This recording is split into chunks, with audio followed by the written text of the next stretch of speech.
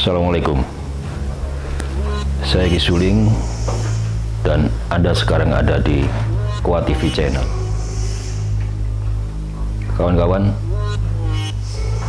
saya ingin bercerita tentang pengalaman seorang sahabat yang telah mengirim kisah-kisah dan pengalaman beliau ketika melakukan topo pendem atau bertapa dengan cara dimakamkan sebagaimana orang meninggal.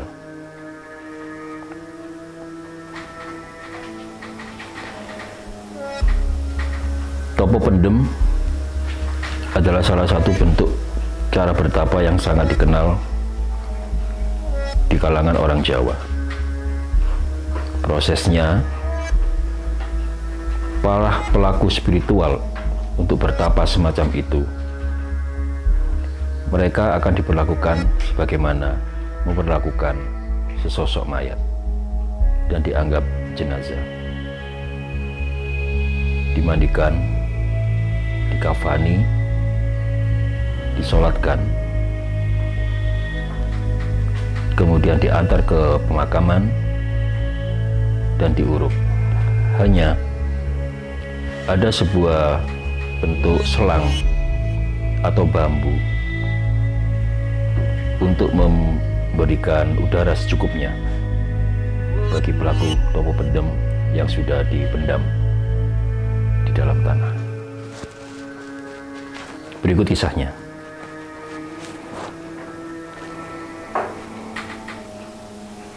Saat itu saya masih berusia 25 tahun dan belum menikah. Ada sebuah rasa keinginan untuk menjadi orang sakti,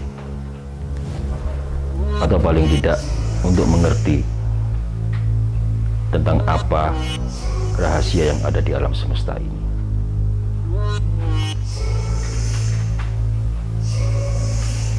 Nah, kemudian saya menjumpai seseorang yang mampu membantu saya untuk melakukan topo pendem atau bertapa dengan cara dipendam di dalam makam umum. Saya ingat hari itu mereka mulai memandikan saya, kemudian mengkafani saya, memocong, mensolati, dan semuanya dilakukan di areal pemakaman umum. Kemudian dengan tandu yang sederhana, mereka mulai menurunkan saya di liang lahat, menidurkan saya, menghadapkan ke arah kanan,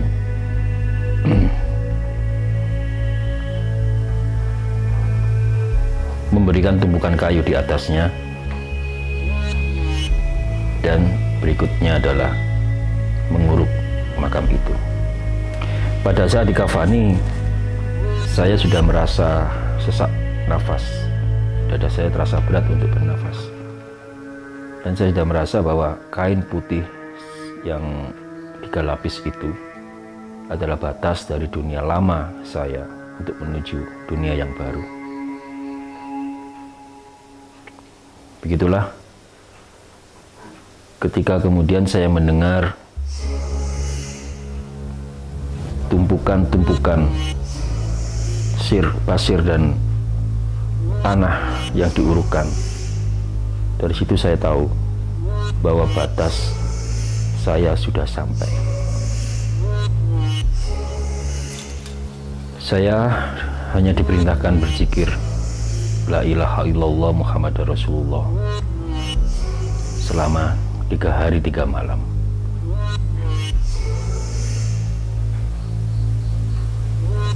Anda bisa bayangkan apabila itu terjadi pada Anda. Saya hanya bisa menjamkan mata dan sesekali membuka mata yang nampak hanya kegelapan. Kemudian perlahan-lahan suara-suara itu hilang. Dan saya sendirian. Apa yang saya ceritakan hari pertama, hari kedua, dan hari ketiga berikut ini adalah berdasarkan perkiraan waktu. Karena saat itu saya sudah kehilangan orientasi waktu. Beberapa saat setelah saya dimakamkan dalam tanda kutip, ada dua sosok yang berbaju putih. Mereka hanya melihat dari batas tertentu. Mungkin sosok itu yang disebut Munkar dan Nakir, tapi itu hanya perkiraan saya. Karena kadang-kadang sosok itu berubah menjadi sosok yang seram, kadang-kadang berubah menjadi sosok yang ramah. Mereka hanya melihat, untuk kemudian mereka pergi. Saya sendiri lagi dalam kegelapan. Kadang-kadang saya membayangkan wajah keluarga saya, bapak saya, ibu saya, saudara saya. Tapi bagaimanapun juga, ini harus saya lakukan.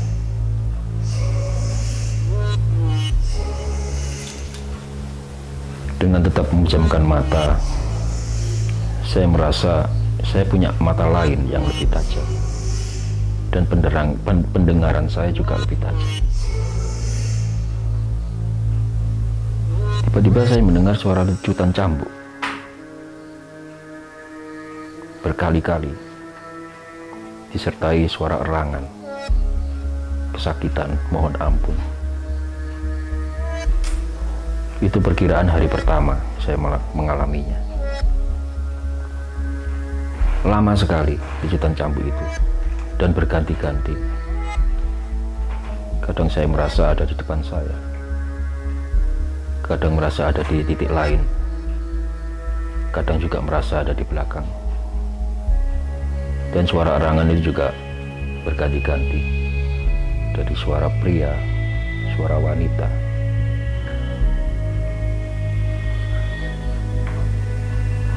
Ketika lecutan cambuk itu agak mereda, saya mendengar seorang anak kecil menangis. Entah apa yang dia tangisi, tapi dia seperti memanggil bapak dan ibunya.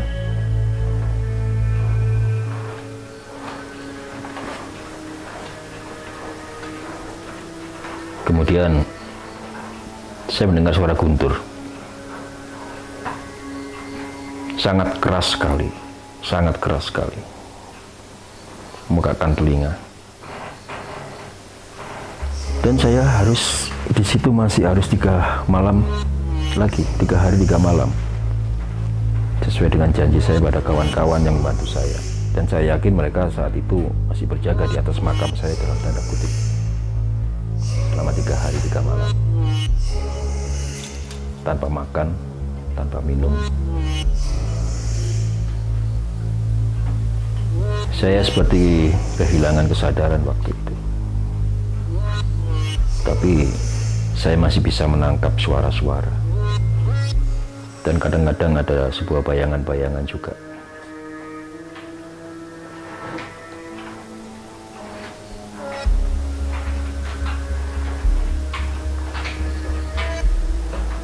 Kemudian suara guntur itu berganti suara gemuruh, seperti sebuah roda yang kemudian seperti melindas tulang-tulang. Suara erangan kembali terdengar di belakang saya, suara seorang perempuan. Saya hanya diam saja, karena saya merasa saya sudah seperti mereka, sudah berada di alam kubur. Walaupun saya hanya menjalankan topo pendem. Itu saya perkiraan peristiwa pada hari pertama. Di hari kedua, saya merasa liang lahat saya basah. Ada air yang masuk.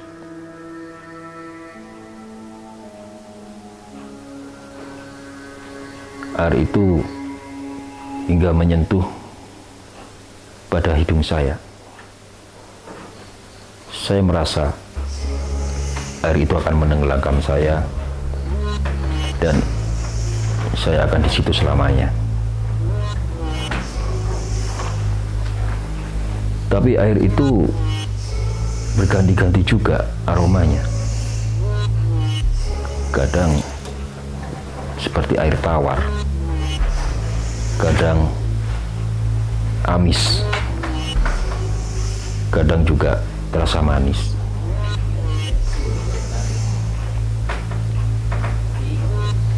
Lama sekali air itu berada di liang lahat saya.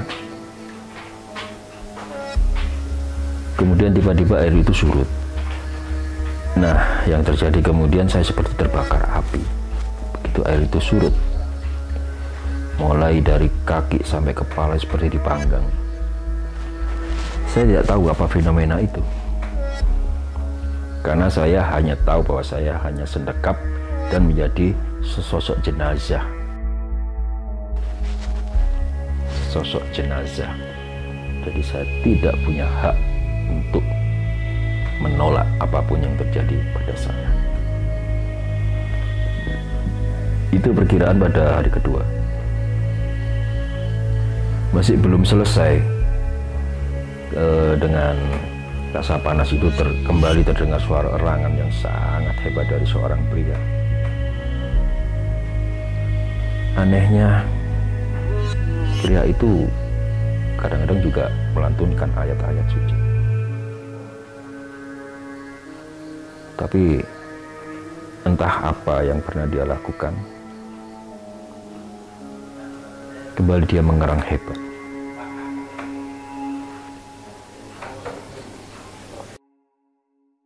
Masih dalam kondisi kepanasan, ada banyak sekali belatung-belatung yang mulai keluar dari tanah dan kemudian merayap ke seluruh tubuh saya yang dalam posisi di pocong itu.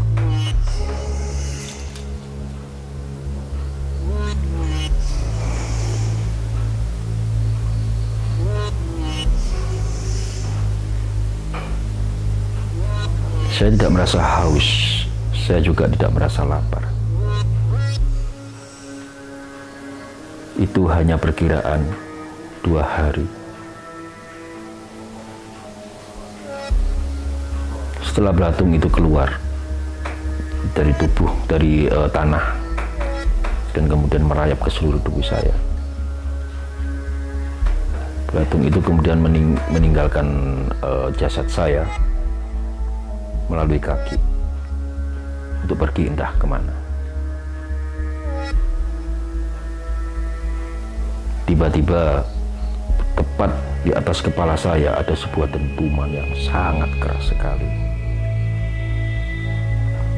seperti sebuah bola besi yang dijatuhkan dengan suara yang sangat menggelegar. Doam! Disertai pekikan seorang pria dan seorang wanita secara bersamaan.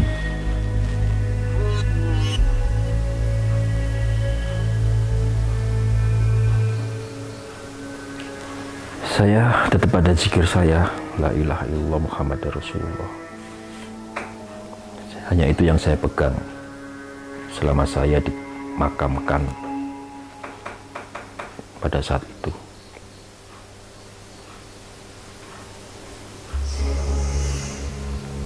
Tiba-tiba kami mendapat teman baru pada hari kedua itu. Rupanya ada seorang yang baru meninggal dan dimakamkan di situ, di dekat di mana saya bertapa. Dan benar saja, pada jarak 40 langkah dari peziarah terakhir, saya mendengar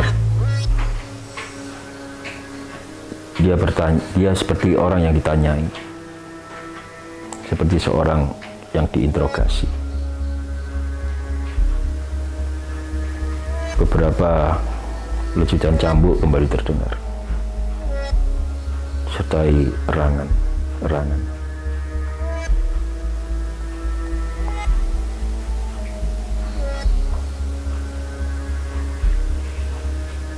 Tiba-tiba makam yang baru itu, kalau perkiraan saya setelah 3 jam selesai dimakamkan, itu kembali digali. Dan saya mendengar dengan sangat jelas, mulai digali lagi. Dan peziarah yang menggali itu berteriak kaget, karena dia bermaksud mengambil sesuatu yang terjatuh pada waktu memakamkan korban yang baru itu. Mereka berteriak kaget karena jenazah baru itu dalam posisi duduk bersimpuh dengan kain kafan yang robek-robek dengan muka penuh darah.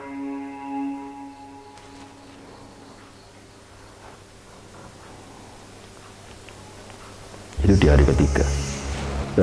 Hari kedua.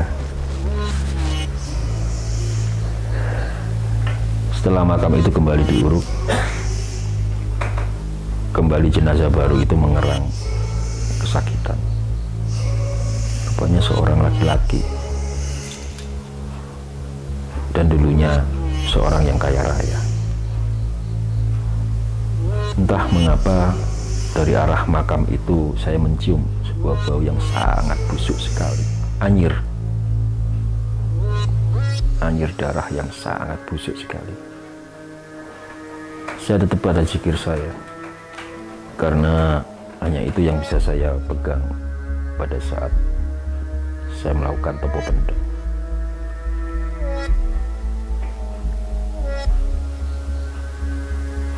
Bau busuk itu tetap bertahan agak lama. Kemudian berganti lagi suara erangan anak-anak kecil yang menangis, ditimpali seorang perempuan yang menangis juga. Apakah anak-anak dan perempuan itu adalah seorang ibu dan seorang anak?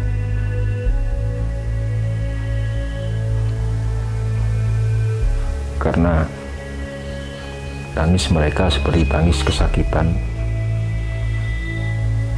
dan lebih cenderung ke arah dendam. Mudah-mudahan mereka berpisah dengan dunia fana itu tidak dalam kondisi yang teraniaya. Mudah-mudahan.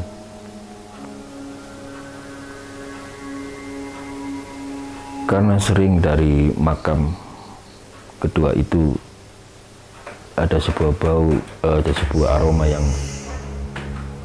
menurut saya agak ramah begitu, sangat harum sekali, seperti melati, seperti bunga.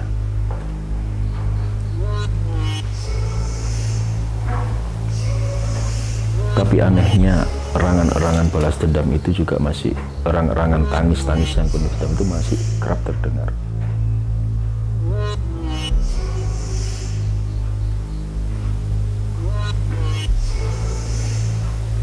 Di hari ketiga, perkiraan saya itu hari ketiga.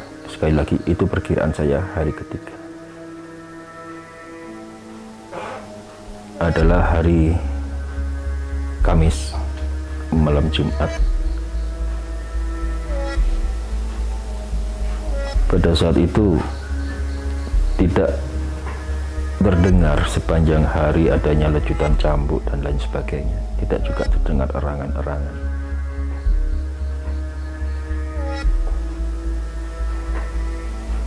Saya hanya mendengar derap-derap langkah di atas makam-makam itu. untuk kemudian berhenti di sebuah makam. Perkiraan saya mereka adalah peziarah yang menziarahi makam kerabatnya.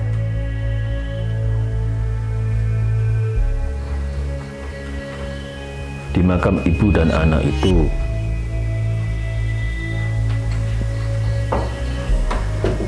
masih terdengar juga suara-suara yang menurut saya agak ganjil, walaupun sekarang bukan suara tangis yang terdengar, tapi lebih cenderung ke suara teriakan. Apakah pada waktu itu suaminya menziarahi kuburnya?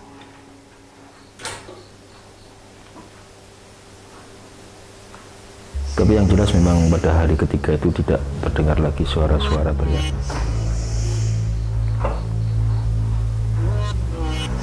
Dan juga suara-suara erangan, suara-suara penyiksaan. Semuanya sangat damai sekali.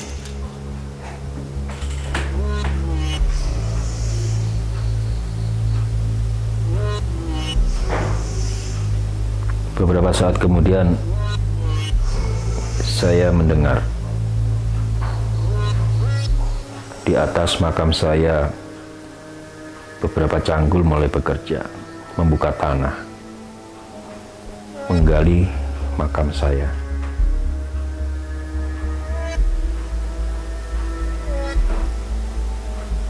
Kemudian satu persatu papan kayu itu dibuka, dan saya merasa beberapa tangan mulai mengangkat tubuh saya untuk ke atas. Ketika saya sampai di atas, pocong saya dibuka dan saya diminta untuk membuka mata. Semuanya gelap.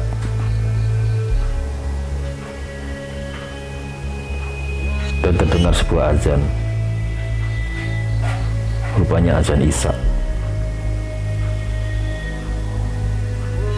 Saya masih tidak bisa mengendalikan pikiran pada waktu itu.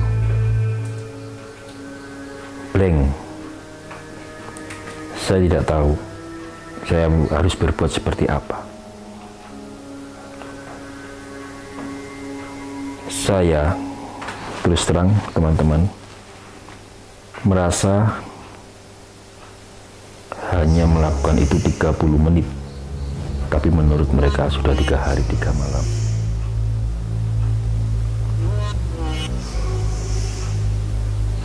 Perlahan-lahan mereka mendudukkan saya dan meminumkan saya air gula merah.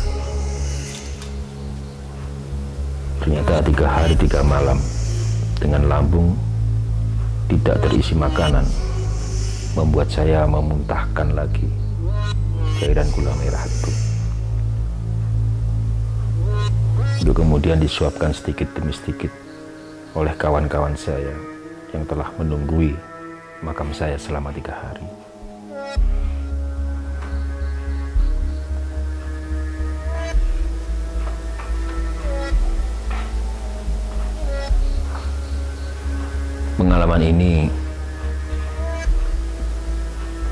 Pengalaman pribadi saya ini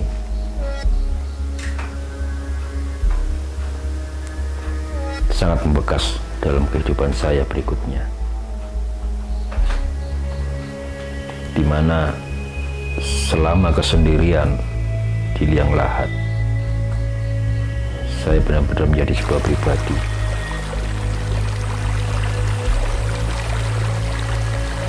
yang harus berubah.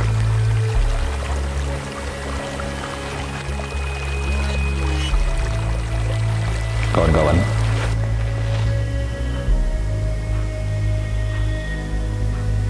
itu tadi adalah cerita dari sahabat kita yang dikirimkan ketika dan bercerita tentang bagaimana pengalaman yang beliau alami, apa aja yang beliau alami selama 3 hari 3 malam melakukan topo pendem atau bertapa dengan cara diperlakukan seperti jenazah.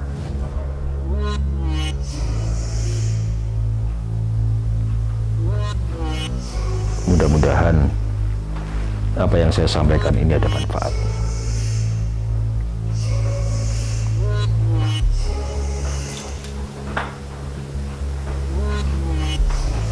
Saya Ki Suling, terima kasih. Dan Anda sekarang ada di channel Kuat TV. Assalamualaikum.